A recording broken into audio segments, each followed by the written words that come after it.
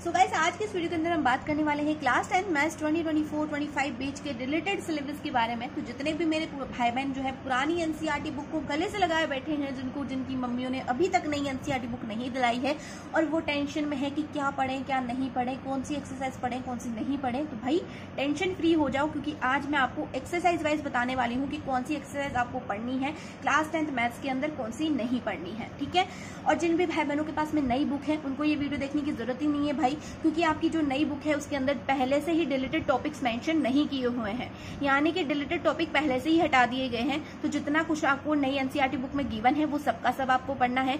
अब जो मेरे पुराने एनसीईआरटी वाले भाई बहन हैं उनको जो है ये पूरी वीडियो देखनी है, ताकि आपको अच्छे से समझ में आ जाए कि क्या आपको पढ़ना है क्या नहीं पढ़ना है। एक्सरसाइज वाइज समझाने वाली हूँ, टॉपिक वाइज मैं बिल्कुल भी नहीं बता रही, एक्सरसाइज वाइज समझाऊंगी कि क्या पढ़ना है क्या नहीं पढ़ना है। तो चलिए फटाफट से शुरू करते हैं वीडियो को। तो भाई कॉपी पेन उठा लो, फटाफट से नोट डाउन करते चलो मेरे साथ में। अब मेरे कई भाई बहनों को ये भी कंफ्यूजन है कि हमारे पास नई एनसीईआरटी बुक है या फिर पुरानी एनसीईआरटी बुक है, तो भाई तुम्हारा कंफ्यूजन भी दूर कर देते हैं। तो सबसे पहले तो ये देखो कि चैप्टर नंबर 1 में क्या आपके पास इतनी सारी एक्सरसाइजेस हैं। अगर आपके पास में इतनी एक्सरसाइजेस गिवन है, इसका मतलब क्या है, आपकी जो बुक है वो पुरानी बुक है। अगर आपके पास सिर्फ एक्सरसाइज 1.2 और 1.1 गिवन है, इसका मतलब क्या है, आपके पास नई बुक है। तो नई बुक वाले वीडियो ना देखें, पुरानी बुक वाले आराम से देखो। ठीक है, तो देखो चैप्टर नंबर 1 रियल नंबर में से एक्सरसाइज 1.1 एंड 1.4 आपको बिल्कुल भी नहीं पढ़नी है। ठीक है, बिल्कुल भी नहीं पढ़नी है, कोई क्वेश्चन नहीं करना है, ये कंप्लीटली डिलीटेड है। चैप्टर नंबर 2 पॉलिनोमियल्स, पॉलिनोमियल्स में से आपको 2.3 और 2.4 नहीं पढ़नी है, बाकी सब कुछ आपको पढ़ना पड़ेगा। चैप्टर नंबर 3 में से आपको 3.1, 3.5, 3.6 और 3.7 बिल्कुल भी नहीं पढ़नी है। ठीक है, चैप्टर नंबर 4 क्वाड्रेटिक इक्वेशन में आपको एक्सरसाइज 4.3 नहीं पढ़नी है, बाकी सब कुछ आपको पढ़ना पड़ेगा। चैप्टर नंबर 5 आपको कंप्लीटली पढ़ना पड़ेगा। बहुत बुरी खबर है, बदकिस्मती से पूरा चैप्टर पढ़ना पड़ेगा, लेकिन टेंशन मत लो, अच्छे से कंप्लीट कराऊंगी। बहुत सिंपल चैप्टर है, बिल्कुल भी टेंशन लेने की जरूरत नहीं है। चैप्टर नंबर 6 ट्राइंगल्स, ट्राइंगल्स में से आपको 6.4 और 6.5, 6.6 नहीं पढ़नी है, बहुत ज्यादा डिफिकल्ट एक्सरसाइजेस थी, डिलीट हो गई है, बहुत अच्छी बात है। चैप्टर नंबर 7 कोऑर्डिनेट ज्योमेट्री, इसमें से 7.3 और 7.4 नहीं पढ़नी है, बाकी सब कुछ आपको पढ़ना पड़ेगा। Chapter number 8 introduction to geometry में से आपको क्या पढ़ना है, सॉरी इंट्रोडक्शन टू ट्रिग्नोमेट्री में से आपको सिर्फ 8.3 नहीं पढ़नी है, बाकी सब कुछ आपको पढ़ना पड़ेगा। चैप्टर नंबर 9 में से आपको सिर्फ क्वेश्चन नंबर 16 नहीं पढ़ना है, बाकी सब कुछ आपको पढ़ना पड़ेगा। ठीक है, चैप्टर नंबर 10 सर्कल कंप्लीटली पढ़ना है, कुछ भी डिलीट नहीं हुआ है इसमें। ठीक है, कुछ भी डिलीट नहीं हुआ है। आई नो आपको बहुत दुख हो रहा होगा, लेकिन फिर भी क्या कर सकते हैं, कुछ भी डिलीट नहीं हुआ है, पूरा का पूरा पढ़ना पड़ेगा। कंस्ट्रक्शन पूरा का पूरा चैप्टर डिलीट है, कुछ नहीं पढ़ना है इसमें से। ठीक है, खुशी का कोई ठिकाना नहीं है हमारा, कुछ नहीं पढ़ना है इसमें से।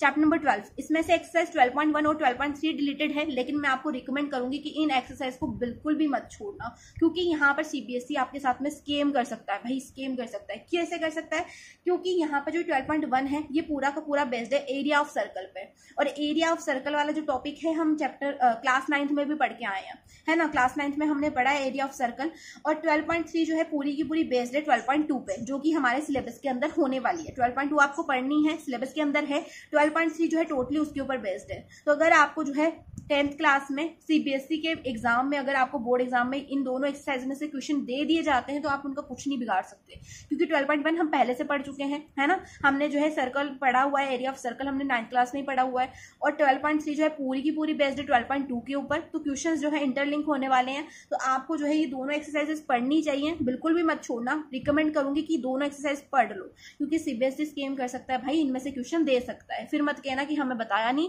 ठीक है, तो इनको पढ़ लो। और अगर आप 10th के बाद में 11th 12th में मैथ्स लेने की सोचो, मेरी तरह अगर आपके दिमाग में भी कीड़ा घूम रहा है, फितूर चढ़ा हुआ है मैथ्स लेने का, तो भाई पढ़ लो। ठीक है, इंपॉर्टेंट चैप्टर है, पढ़ना जरूरी है।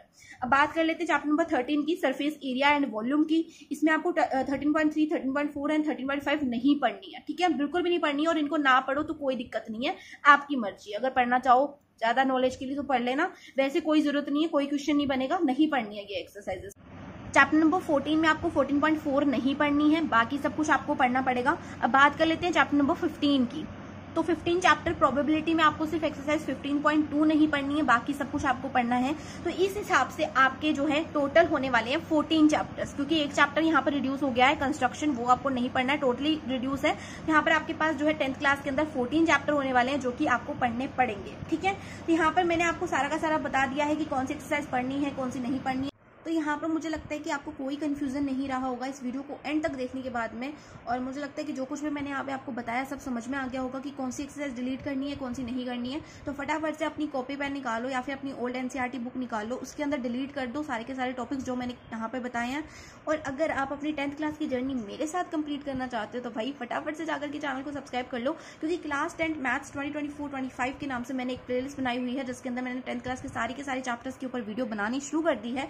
तो आप जो है उन वीडियोस को देख करके अपनी 10th क्लास की मैथ्स को कंप्लीट कर सकते हो, और 1-2 वीडियोस देख लेना जा करके, ताकि आपको पता चल जाए कि आपको यहाँ से पढ़ना है या नहीं पढ़ना है, आपके लिए ये चैनल यूजफुल है या नहीं है। अगर चैनल यूजफुल लगता है तो भाई जाकर के सब्सक्राइब कर लेना, अगर नहीं लगता है तो भाई इट्स ओके, कोई बात नहीं। तो यहाँ पर मैंने आपको सारा का सारा सिलेबस बता दिया है।